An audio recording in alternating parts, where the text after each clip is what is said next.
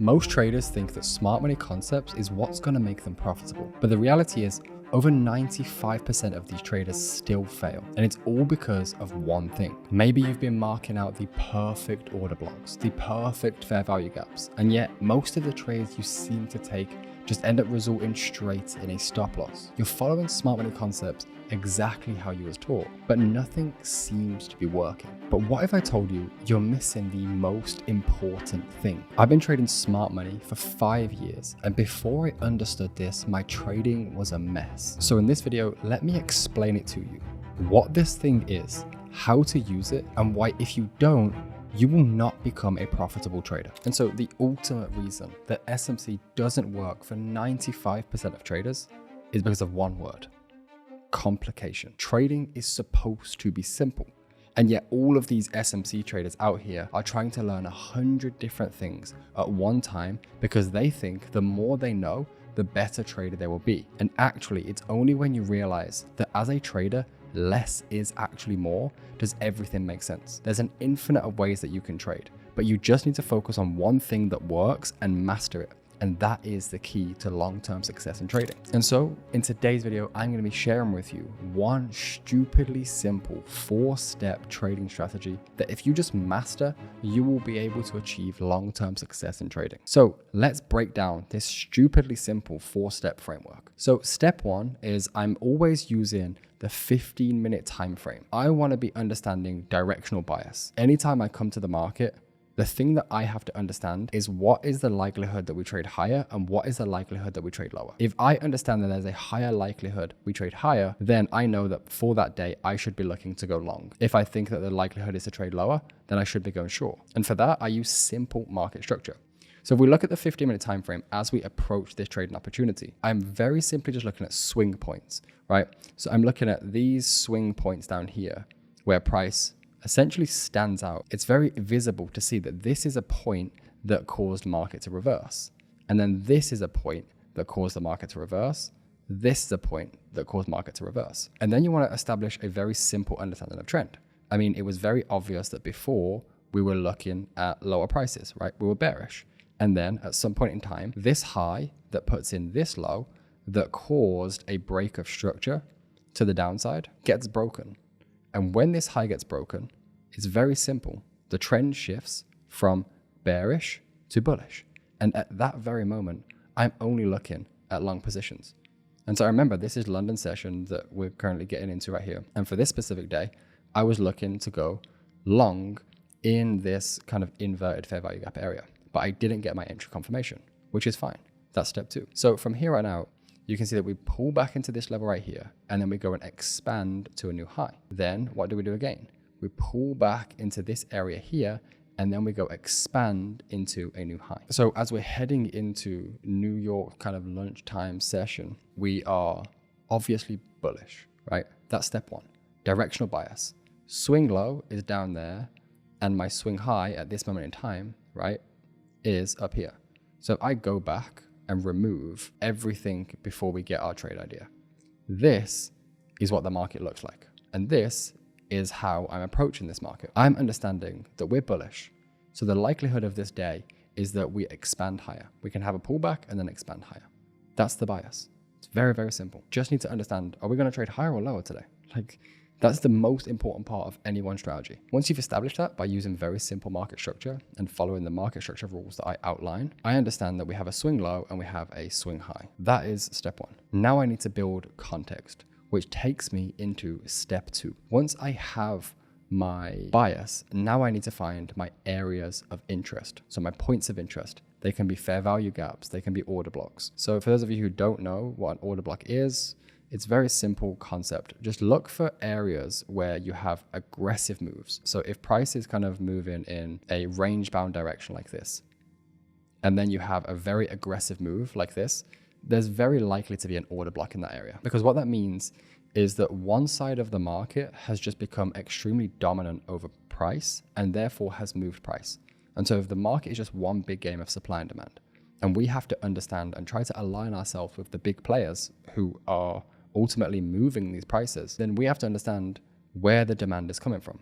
And the way you can do that is by understanding these aggressively impulsive candles. because these aggressively impulsive candles are essentially insights into where the controllers are stepping into the market. It doesn't necessarily mean that there's a huge amount of money, although it could. It just simply means buyers are much more in control than sellers, and sellers were not able to compete with buyers. And so if buyers have control of the market, then price is moving up. And then you want to understand, where did they take control? So you can see right here, right? If you look at this entire area of price, what this really looks like is somewhat of a battle between supply and demand. When you see these ranges of price, it can be low volatility, and it can also be essentially a battle between supply and demand, and there's no one really over dominating the market. And that's a perfect opportunity for the big players to get their orders in. When you see these kind of battles taking place, there's no real clarity until one side of the market comes out on top, and then you get this type of run up.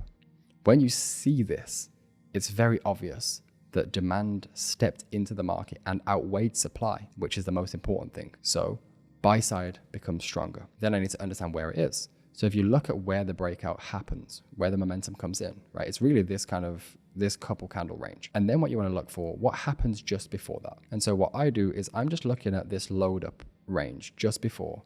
So where is there a little bit of a range? It can be 2 candles, it can be 4 candles, it can be 5 candles, it can be however many candles you want to use. Just whatever makes sense. Because whilst some people like to make their order blocks, just this tiny candle right here, some like to expand it here. There's no right or wrong. This is a load up of orders, and there's the execution of that load up of orders. And so refinements, meaning sometimes making it smaller, can help you, but they can also be hindrant. Meaning the larger it is, the more easier it is to see it, the more easier it is to get into a trade. But the more easier it is to lose a trade in that area, because price can come in there, stay in there multiple times before it gets the real move. And smaller ranges, if you try to pinpoint it to perfection like this, you might miss the move, because price may come into just this candle right here and then give me my entry model to confirm going short long, and then you've missed it. Or maybe it does something like this, right? It comes a little bit lower, and now all of a sudden you don't want to get in, which I think is stupid, but you don't want to get in because you've refined it. And so this is another key reason that smart money traders fail, is because they're always trying to trade pattern recognition. The whole idea of smart money concepts is context. It's your job to understand the market dynamics and the big players in the market and what they are trying to do and how they're doing it so that you can follow them. I think we can all agree that's the goal of smart money concepts, but you're still treating it like pattern recognition trading. You're still treating it like candlestick trading or chart patterns or indicators, because you're trying to use the gimmicks, the fair value gap or the order block or the liquidity, the gimmicks, right? Instead of understanding the why, the context. And that's what ultimately will lead you to making mistakes or not being able to execute positions properly. And so I opt in for this range in here. Then you could also include this level in here, right? Which is another range where what happens?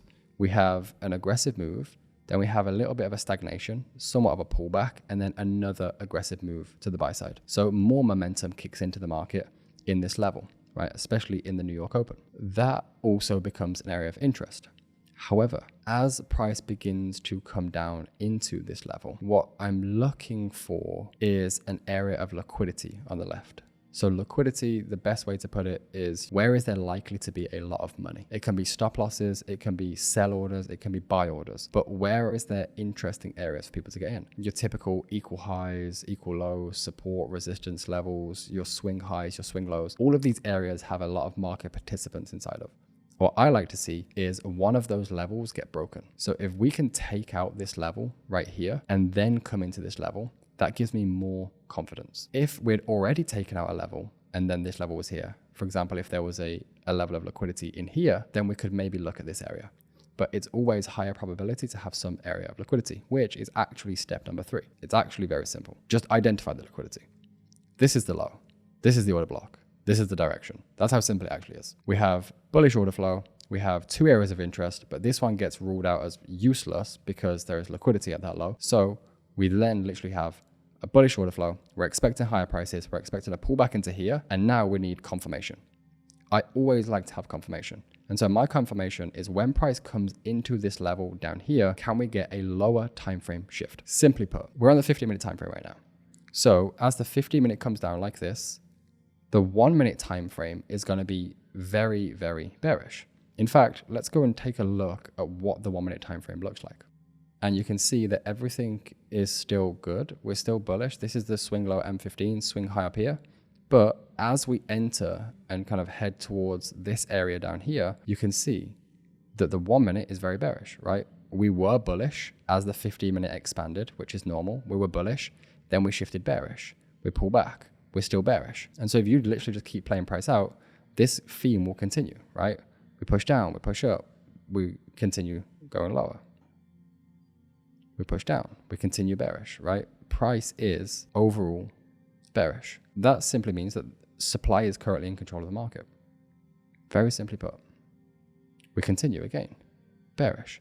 And now we're inside of this level. So you can quite clearly see that there is an aggressive amount of sellers in this area, especially with such an aggressive move to the sell side. Looking at this, sellers are in control of the market at this very specific moment in price. So I don't want to just gamble on the idea that this trade may play out. I want to make sure that it plays out. And the way that I do that is I wait, because if this is the level that I think it is, it should absorb all of the pressure and come out on top. And so think of it like a war. Supply are putting their kind of ammunition into the market, their orders to push price down. And there's no buyers, right? So there's no one willing to kind of go to war against them. Or the few that are getting destroyed. Now we're into this kind of neutral territory. And now we need to see who's going to come out on top of this battle. And so what we'll usually see is some kind of absorption. And that absorption will be, there's obviously sellers interested here. And so sellers will keep trying to sell in here. But if price goes into a range like this, that means that all of the buyers that are trying to protect this level and protect this level, they will absorb those orders and they will kind of counteract them. So they won't be able to push price down. They'll kind of match them for their orders. And that's what you'll see if there's a range. If buyers control this market completely and then come out on top, they will either A, absorb the orders and then push price higher. And then that is your confirmation that this area is the right area. It's what we think it is. Or they can just straight away defend their area and take it out. And then if that happens, that will also tell us what we think it is. So we don't just buy blindly, which is what so many traders are doing. What we want to do is wait for the confirmation. Wait for the market to tell us the truth. We don't need to gamble. We can wait for the market to show us what's going to happen. And so if we just play price out, you can see we immediately get a bullish kind of reaction from this level straight away. Tells us buyers are stepping back in and they're fighting back. And so who wins this war? We don't need to get involved in this war. We just need to see who wins. And then if it's the side that we think it is, then we can just get in after we've already confirmed it. And so now you see there's a little bit of a moment here, a little bit of a hiccup where buyers and sellers kind of interact for a moment and no one's really taking control of the market. Then buyers come back in and they continue control of the market. Again, sellers come into this old level where a lot of sellers have come out of. They've tried to hold and kind of control this area and they failed. They're trying again right now, but buyers are just way too powerful. And so there's the story. There's the narrative. It's already been shown to us. So what we can do now is we can see that there's our change of character. So now the 1 minute time frame was bearish and now it's bullish. So we have bullish 15 minute, right? We've confirmed that this is the area we want to long from. This is the liquidity area.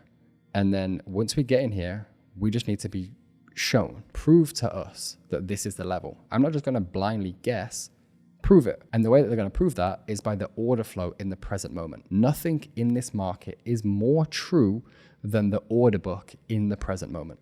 Point blank, period. And so we're seeing the order book in the present moment control this market strong for the buy side. Everything is already confirmed. How difficult is that to understand? You don't need 100 concepts to understand this. It's 4 simple steps. Step 1, 15-minute time frame. High, low, higher high, bullish. Step 2, areas of interest, obvious area of demand. Step 3, identify a liquidity level, confirmed. Step 4, wait for price to get into your level and then confirm it. Don't guess, don't gamble, don't risk on this level. Confirm it when we get there. You do that by going down to the 1 minute time frame. And if we break this level, it's confirmed. And now we just need to get involved in the trade. And so for me, I'm usually looking at M5 or M3 to look for the same thing again. I'm looking at where the momentum comes in. And usually I want to see it off the back of some kind of range. So what you can see is that we get into our level, immediately have a reversal, Then we have a range, and then we have a continuation. For order blocks, we had the original order block in here that was created, but that has also been mitigated. So that was the order block. We range, we come into it, we respect it, and then we expand out of it. So that order block is already pretty much mitigated. You could consider it as mitigated. So then you have this order block, which is a new order block. And that's the only area that exists left. You can take this trade. You can put your stops down here if you're a really conservative trader. Sometimes you don't know whether this exact level is going to hold, or maybe it holds down here.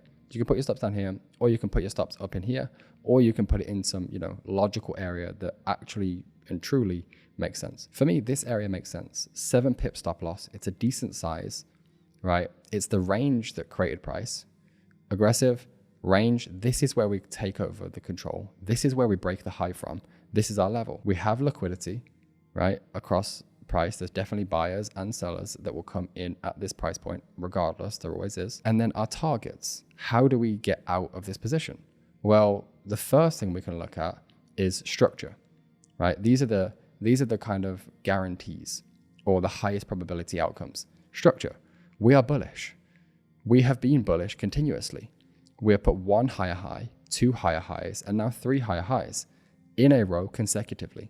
So I think it's fair to say there's a decent probability that we'll go in and put in a new higher high. That's just the game of structure. If we wasn't going to do that, we wouldn't. But we can also get to break even pretty quickly. That's literally the setup. And then you can place the order and you can see how it plays out. And if you have some kind of higher time frame narrative, you can maybe change it up as well to try and extend this take profit to go higher or scale out of your position. There's many different ways that you can actually manage a position. So price comes down, price tags you in with perfection and gives you the reaction that you want to see because everything is confirmed. The entire narrative of price has just been read like a book, and we've allowed the market to confirm everything for us. We haven't chased the market. We haven't needed to chase the market. The market has shown us what it wants to do, and we're just reacting to it with very simple and easy to understand processes. And so throw all of these advanced things and difficult to understand concepts in the bin and adopt something simple and master it, because this is where the real profitability lies. If you want help simplifying and systemizing your entire trading process, your strategy, and everything else in between, you can check the link below, maybe work with me, and I can help you do that.